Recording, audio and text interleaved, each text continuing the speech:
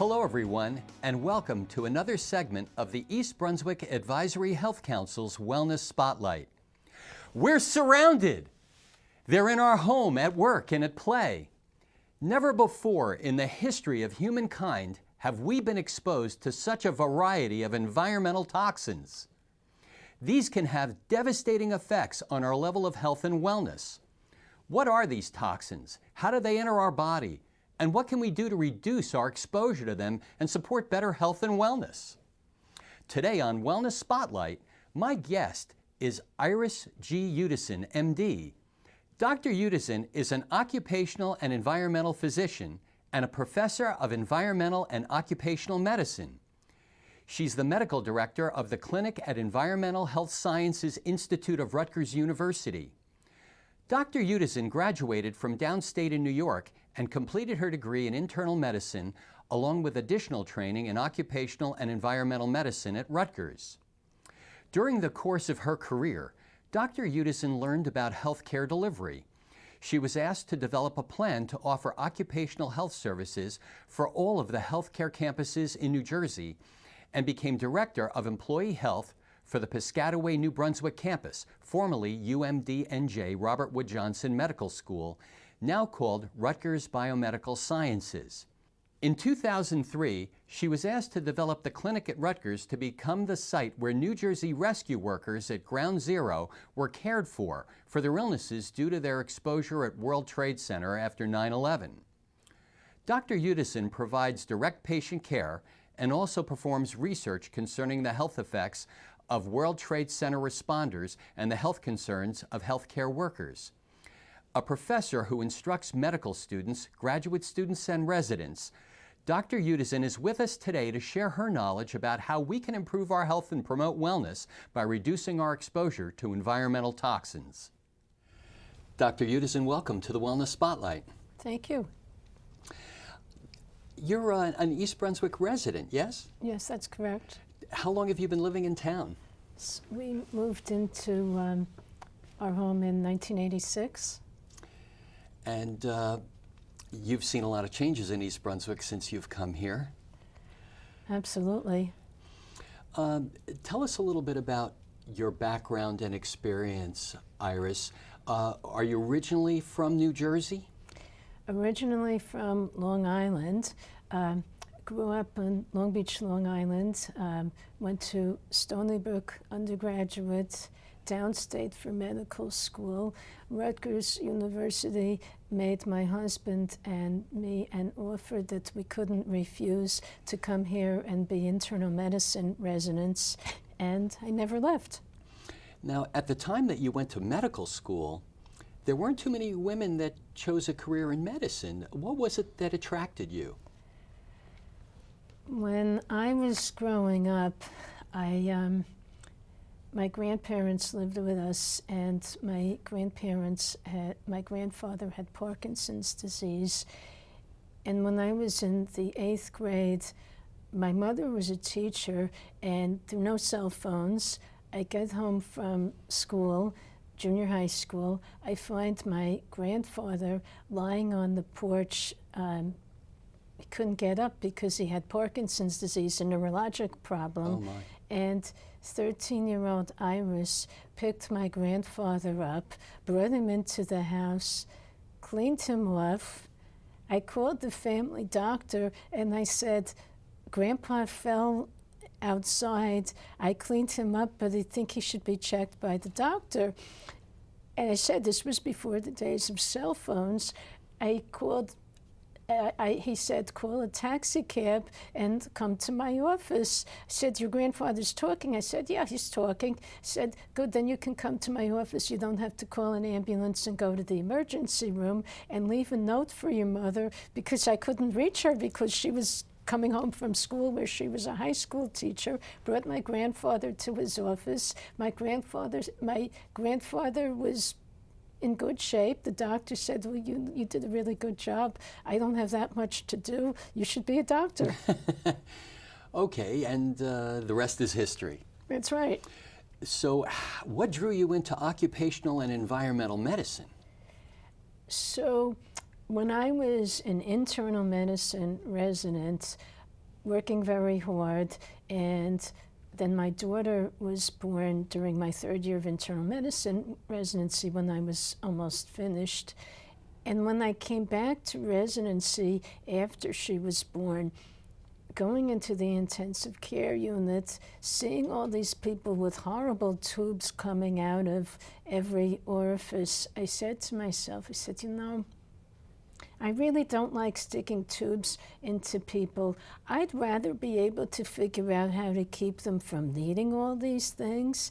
And so I changed my focus from internal medicine and chronic illness like rheumatology, which was my original choice, to internal medicine and occupational, environmental, and preventive medicine. Now that was in the early 1980s. Well, I finished my internal medicine residency in '85, so mid-1980s. Mid-1980s. In the mid-1980s, we didn't have the sense of social consciousness about the environment and, you know, how our actions impacted it as we do today. Well, there were some. I don't know if you know historically about Irving Selikoff. He was very famous at Mount Sinai, and he was one of the original people that discovered the relationship between asbestos exposure and cancer, and the combination of asbestos, cigarette smoking was a synergistic. So in other words, each had more effect in causing cancer.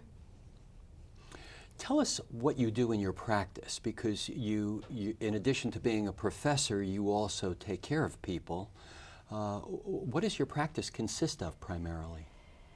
So I do a lot of different things in my practice, and we take care of people who come to see us because they're concerned about the possibility of environmental and occupational exposures.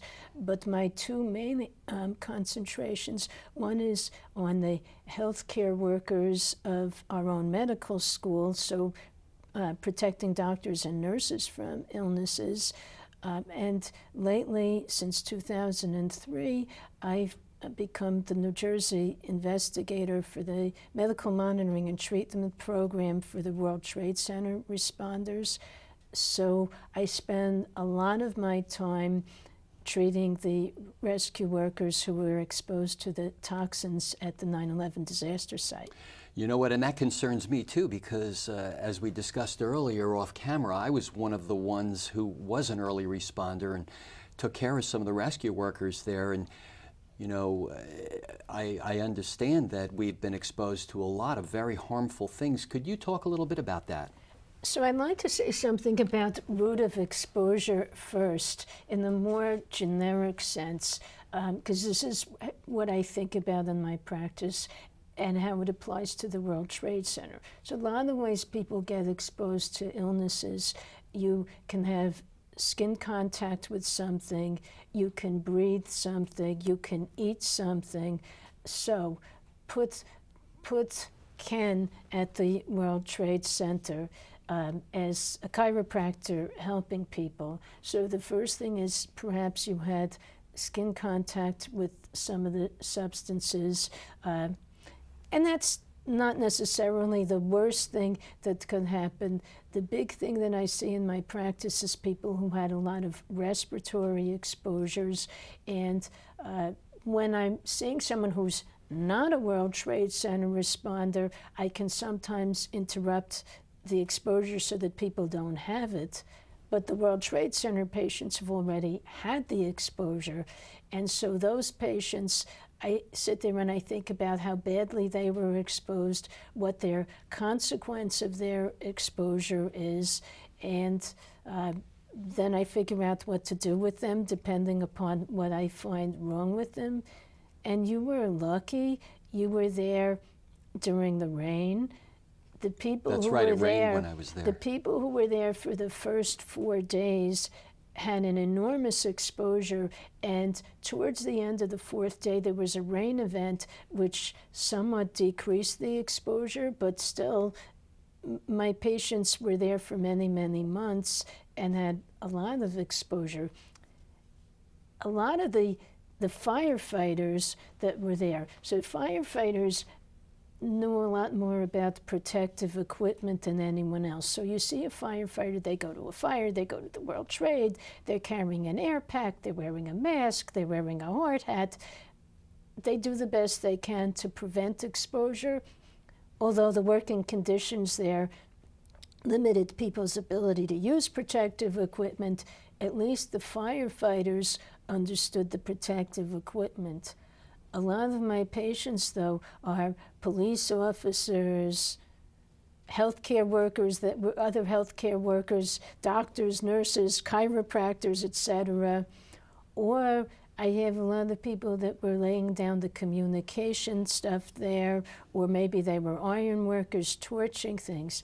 Now, those people weren't as mindful of the respiratory protection as the firefighters, hence the huge number of respiratory illnesses that I see in my practice, and cancer. So primarily respiratory illnesses, cancer.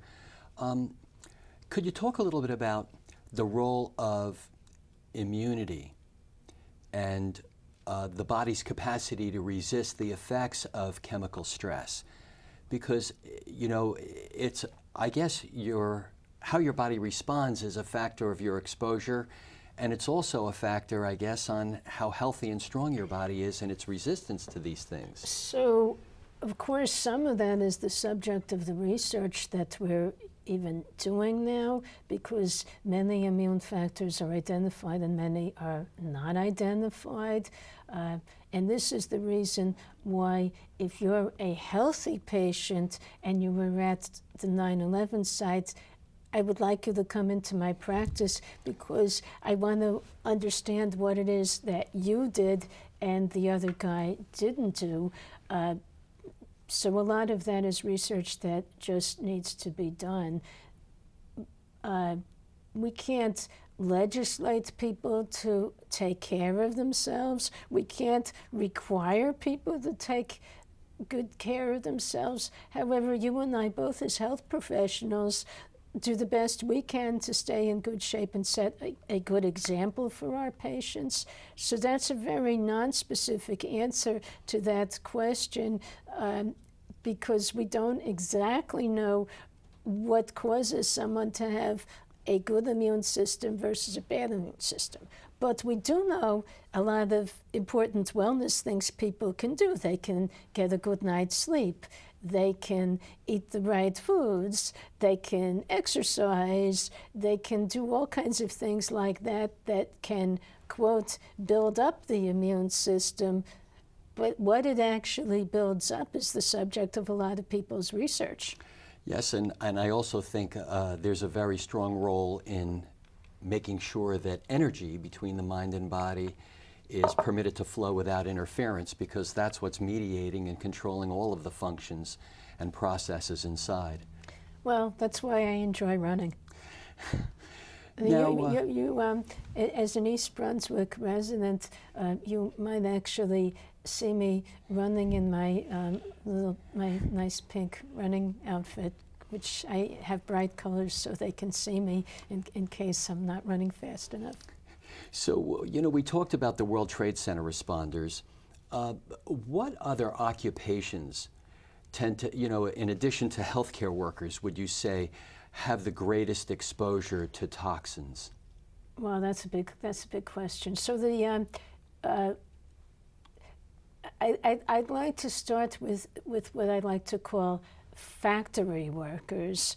So what is a factory worker? Let's think about this. Factory worker, you could be producing chemicals, you could be producing pharmaceuticals, you could be processing metals. So that's a very broad category of people that have chemical exposure. Now, if you are a large company, you're going to be well regulated, you're going to have a safety officer, you're going to have engineering controls, you're going to have protection.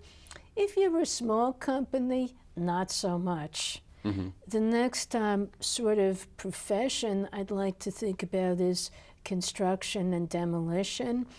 So you're constructing, you're building something, you're in a high place, but maybe they're using lead paint while you're in your high place, but because you're in your high place and you don't want to fall off your high place, you may not be using all the right protective equipment.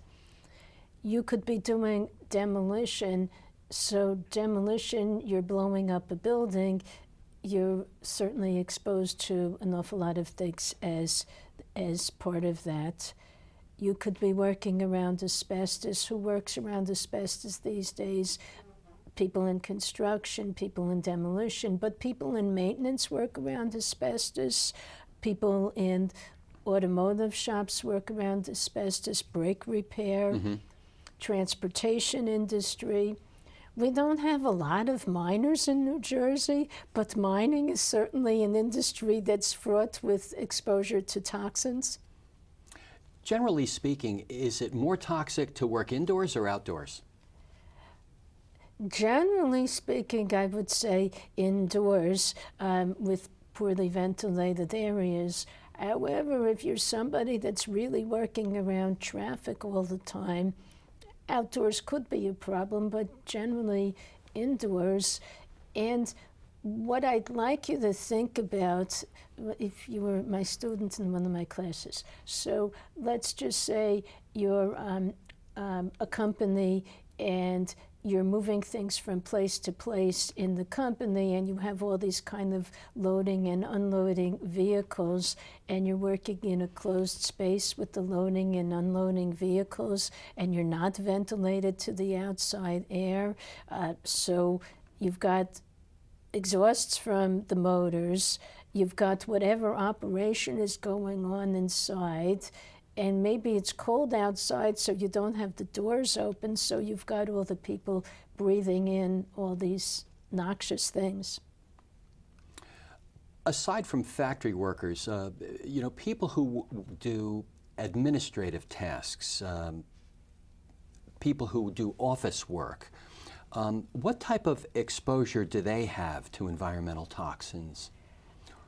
Well, and would it be the same as a person who stays at home? Well, so office work, first of all, the office work could be near somebody doing something else, so you could be working in the office of a factory and you could actually get the factory exposure.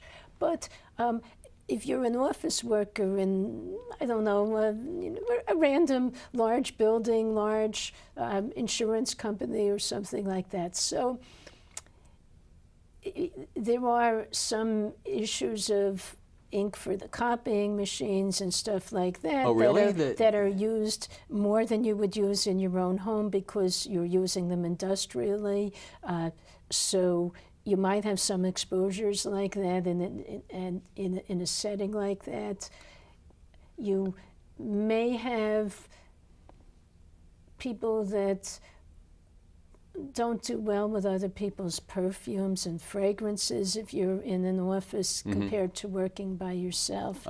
Now, if you're working by yourself, doing exactly the same things as someone in an office, and this is more your line of work than mine, I would dare say that home offices are not terribly good ergonomically, and people often buy whatever the cheapest thing that they can buy because you're paying for it yourself in your home, and you don't spend the money on that good chair, and maybe your computer tray is too high for you or too low for you. So in that sense, ergonomically, you may be worse in your own home.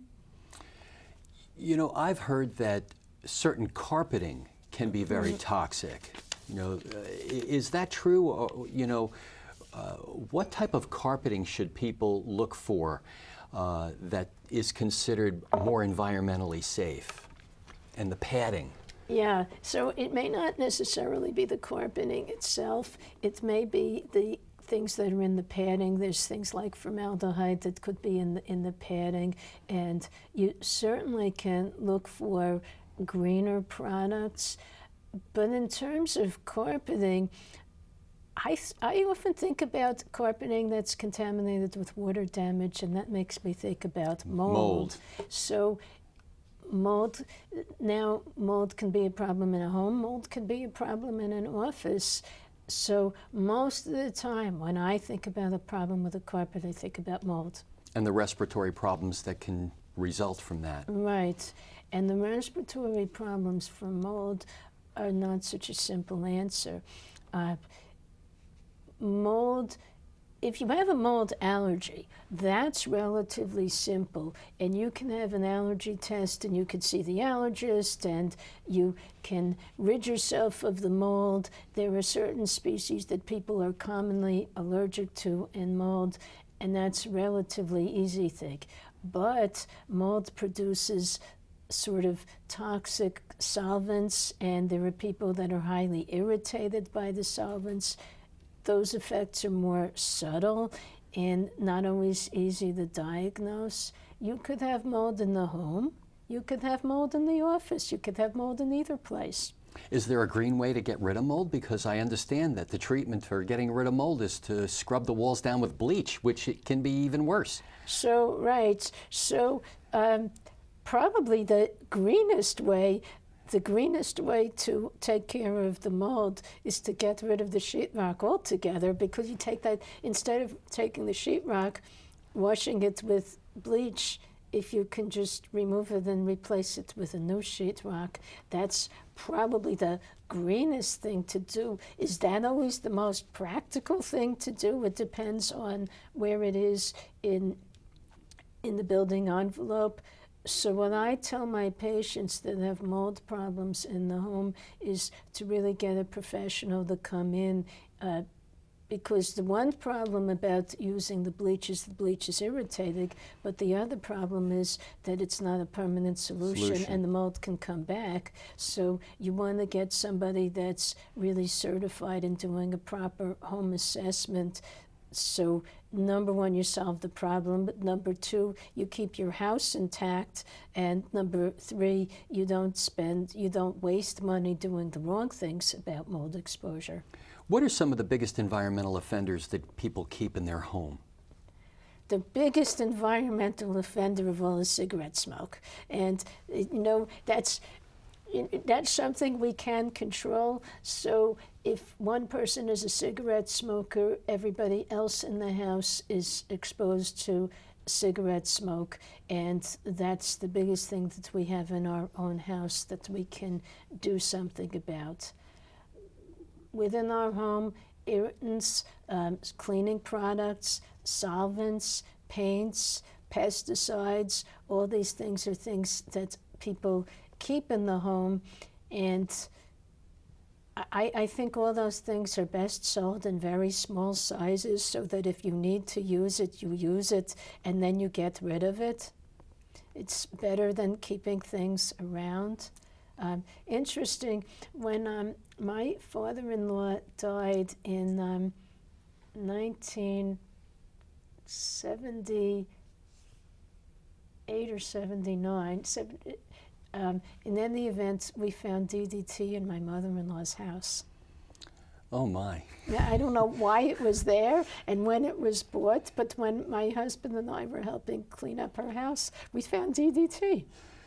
Well, those things were, I found chlordane in my parents' house that my father liberally spread around the base of the house to contain insects. Right. And there were all kinds of things like that found in various places.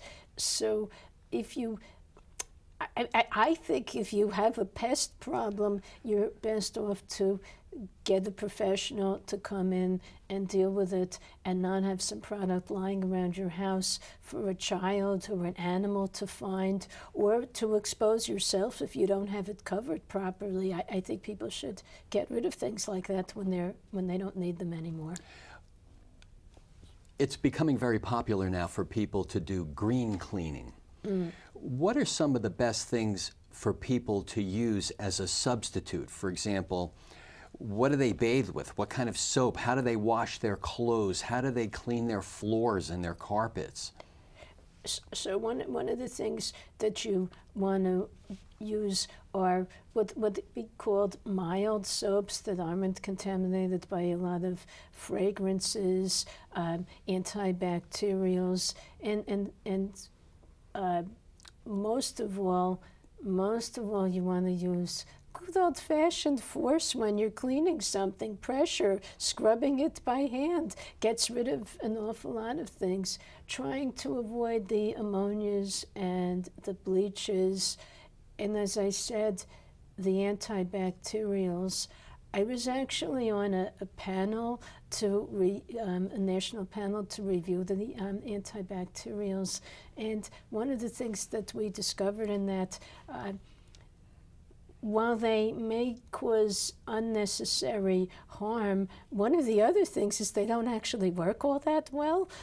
There was a representative from the Food and Drug Administration that I was on that panel with, and that was one of the things that the studies don't even show that most antibacterials actually work. And the plain alcohol that's in products like Purell works as well or better than a lot of the fancy antibacterial things that people were buying. So antibacterials really don't have any great redeeming characteristic to them. They're very irritating and really don't need to be used in home cleaning. You mentioned earlier that you like to run. Yeah. So obviously there's certain environmental toxins that we can minimize our exposure to by choice, but there are other environmental toxins like going outside and breathing the air that we breathe, especially in Middlesex County, New Jersey. What does somebody do about that, Dr. Udasin? Well, I think that the biggest outdoor air hazard we have in Middlesex County is traffic. So the good news is we probably shouldn't run around traffic because maybe we would get killed if we run around traffic. So that's the good news, is that hopefully we're running in areas with low traffic.